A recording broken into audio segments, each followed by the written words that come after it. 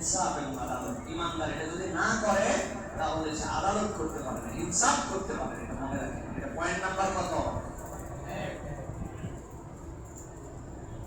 আল্লাহ রাব্বুল আলামিন বলছেন 2 নম্বরে, যদি তুমি আদর্শ মুমিন হতে চাও, সামাজিক দায়বদ্ধতা, তোমার দ্বিতীয় দায়িত্ব হচ্ছে প্রতিবেশীর হক আদায় করতে হবে। যার মধ্যে প্রতিবেশীর হক আদায়ের মেন্টালিটি নাই, যার দ্বারা প্রতিবেশী কষ্ট পায়, আল্লাহ রাব্বুল আলামিন নবীকে যে বলছেন আপনি জানায় নেন, এই ব্যক্তি এখন পর্যন্ত ঈমানদার হতে পারে নাই। আল্লাহ রাব্বুল আলামিন কুরআনুল কারীমের সূরা নিসা আল্লাহ রাব্বুল আলামিন 36 নম্বর আয়াতের মধ্যে বলতেছেন, বান্দা আমি তোমাদের জন্য দায়িত্ব দিলাম, ওয়াজারিল কুরবা ওয়াজারিল জুনুব। আল্লাহ রাব্বুল আলামিন পড়োশী যাদের আছে, ওই পড়োশী এবং যারা প্রতিবেশী আছে তাদের ক্ষেত্রে আল্লাহ রাব্বুল আলামিন দায়িত্ব দিয়েছেন। নবী আকরাম সাল্লাল্লাহু আলাইহি ওয়াসাল্লাম বলছেন, আমাকে পড়োশীর হক এতবার করে বলতে শুরু করলেন জিবরাইল আমি হঠাৎ করে ভাবতে শুরু করলাম, না জানি আমার সম্পদে বোধহয় আমার প্রতিবেশীর জন্য মিরাজ নামার সম্পদ দেওয়ার বিধান চলে আসতে পারে। আল্লাহ নবী সাল্লাল্লাহু আলাইহি ওয়াসাল্লাম বলেছেন, এতবার জিবরাইল আমাকে বলেছেন পড়োশীর হক। আমরা যদি একজন আরেকজনের প্রতিবেশী হই, সামাজিক জীব হই, আর এই দায়িত্ব যদি পড়োশীর প্রতি একজন আরেকজন মিলায় আমরা দায়িত্ব আদায় করি, এই সমাজটাই দুনিয়াটা সোনার সমাজে পরিণত হতে সময় নেবে না।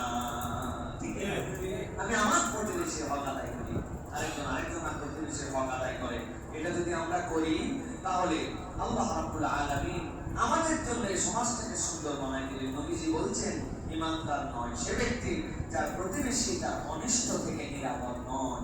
আপনার প্রতিবেশী আপনার অনিষ্ট থেকে যদি নিরাপদ না হয়, ঢাকা শহরে সবচেয়ে বেশি প্রতিবেশীর হক মারা হয় কি দিয়া জানেন ভাই? সানসেট ঠেলে দিয়া, বাউন্ডারি ওয়ালটা একটুখানি 4 আঙ্গুল বাড়ায় দেয়া, জানলার দিক থেকে আপনার নিচতলা পর্যন্ত ঠিক আছে, দোতলার থেকে ঠেলতে ঠেলতে বিল্ডিং উপর দিকে বের হয়ে যায়। আছে না ভাই?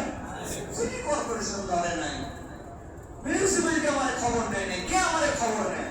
আমি অপরের জমির উপরে 4 আঙ্গুল তুলে বাপের বেটা হয়ে গেছি, পড়োশীর পাওয়ার নাই, সে আপনাকে বলতে পারে না। আমাদের ঢাকা শহরের এটা হচ্ছে একটা বিশাল বড় সমস্যা প্রিয় ভাইরা। দ্বিতীয়, একজন আরেকজনের খবর রাখে না। পড়োশীর সাথে পড়োশীর যে খবর রাখা, একজনের আরেকজনের সাথে খবর রাখা, এই খবর রাখার দিনটা ঘুরে গেছে। আগে কিছু রান্না হলেই মা পাঠায় দিতেন, নতুন কিছু আসলেই কাঁঠাল আমাদের বাড়িতে খোলা হয়েছে, আর কাঁঠালের কোনো একটা বাটি গোয়াতে করে অপর বাড়িতে পাঠানো হয় নাই, এটা আমার স্মৃতিতে নাই। যতবার কাঁঠাল খোলে আমার বাড়িতে 3টা, শহরের মধ্যে 3টা কাঁঠালের গাছ, 3 ধরনের কাঁঠালের গাছ, যতবার আম্মা কাঁঠাল খুলছে কারো না কারো বাড়িতে পাঠাইছে। 5 শাক রান্না করছে, আমারে দিতে বলছে, আমি নিয়ে যাবই না। তিনটা জম্মের তিনটা মানুষ 5 শাক পড়োশী বাড়িতে দেয়নি, এটা লজ্জা শরম আছে ভাই। তোরে এত লজ্জা পাইতে কে বলছে? দেখ বল, আমার বাড়িতে আজকে প্রথম 5 শাক রান্না হয়েছে, পাশের ভাবি জানি 5 শাক পছন্দ করে, তুই দিয়ে আয়। এই যে আমাদের মধ্যে খোঁজ খবর নেওয়ার টেন্ডেন্সি ছিল, এখন এইটা কমতে কমতে একই অ্যাপার্টমেন্টের মধ্যে পাশাপাশি ফ্ল্যাটে থাকে, একজন আরেকজনকে 3 বছর 4 বছর চেনে না। আছে না? আপনি আছে বলেন আর না বলেন, আমি যা বলতেছি উইথ এভিডেন্স। ঢাকা বিশ্ববিদ্যালয়ের শিক্ষক ঘরের মধ্যে মারা যায় পড়েছিল, 7 দিন পরে দুর্গন্ধের কারণে তালা ভেঙে তাকে বের করতে হয়েছে। পাশের ফ্ল্যাটওয়ালা জানেই না যে ওই ফ্ল্যাটে উনি মরে আছে না বেঁচে আছে। অথচ দুইজনের সাথে যদি গভীর সম্পর্ক থাকতো, ফজরে 2 পরিবার থেকে নামাজে যায়, মাগরিবে 2 দিন দেখলাম না, কি ব্যাপার? এই বাড়িতে কোনো সারা শব্দ নাই, কোথাও গেলে বলে যায় পাশের বাড়িতে যে ভাই আমি কিন্তু যাচ্ছি, আপনি একটু দেখে রাখেন। এখন টেনশনে ভোগে, পাশে বলে গেলাম না চোরের কাছে বলে গেলাম? ঠিক না ভাই? পাশে বলে গেলাম না চোরকে ইনফরমেশন দিয়ে গেলাম? এই জন্য জানাই হওয়া যায় না প্রিয় ভাইরা। এই যে পড়োশীহীন হয়ে যাচ্ছি আমরা, পড়োশীর সাথে সম্পর্কহীন মানুষ কখনো আদর্শ মুমিন হতে পারে না। তাহলে আমরা আশপাশের মানুষের খোঁজ খবর নেব তো প্রিয় ভাইরা? ইনশাআল্লাহ 2টা দিকে খোঁজ খবর নিতে বলবো প্রিয় ভাইরা।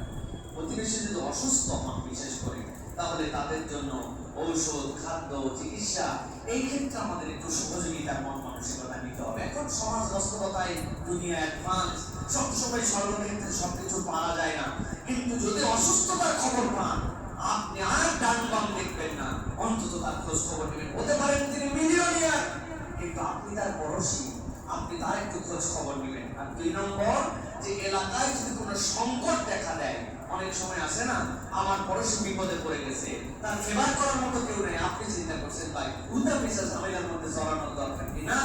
আপনি যদি তার ন্যায্য দাবি আদায় উদ্ধারে তাকে একটু সাহায্য দেন, সাহস দেন, তাহলে আপনি উত্তম পড়োশি নেবেন হিসাবে বিবেচিত হবেন। আল্লাহর কাছে মুমিনের তত্ত্বের আপনার নাম উঠে যাবে। সুবহানাল্লাহ। তাহলে 2 নম্বর দায়িত্ব হচ্ছে প্রতিবেশীর হক আদায়। 3 নম্বরে